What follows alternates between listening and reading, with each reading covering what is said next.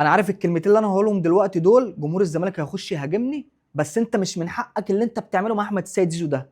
اللي انت بتعمله ده ولا في الكوره ولا في الرياضه ولا في الحياه في العموم.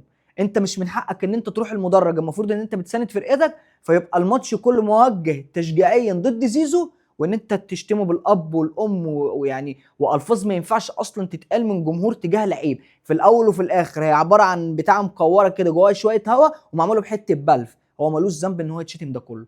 الراجل يا باشا استحملك سنه اتنين تلاته اربعه خمسه، مشي من عنده احسن لعيبه وفضل مكمل بطوله في كواليتي، كان بيلعب جنبه ناس اقل منه بكتير وناس من اقل من اللي كانوا معاه.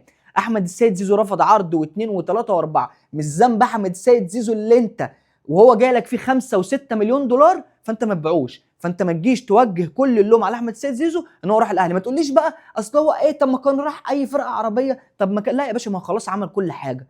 خلاص بقى يا باشا، الراجل عايز يشوف مستقبله يلعب كاس عالم انديه، يحقق بطولات، لان هو ما حققش معاك البطولات اللي هو يستحقها. اللي هو يستحقها ده لعيب اجتهد، تعب، ودايما 24 ساعه في التمرين ودماغه في الكوره بس. وعقليه زيزو دي هي اللي تنفع مع الاهلي، ولا بقى بتاع لقطات ولا بتاع شو ولا بتاع الكلام ده كله. فانت مش من حقك ان انت تروح تشتمه بالاب والام.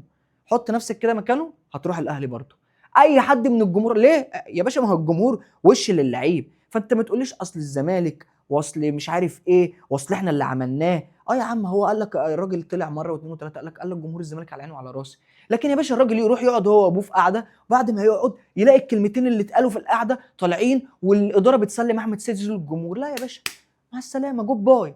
حتى انتوا ما سبتوش لقطه كويسه معاه ان هو ما يحتفلش قدامكم. لا، ده انت كده هتضطروا ان هو يعمل زي امام عاشور وزي كهربا.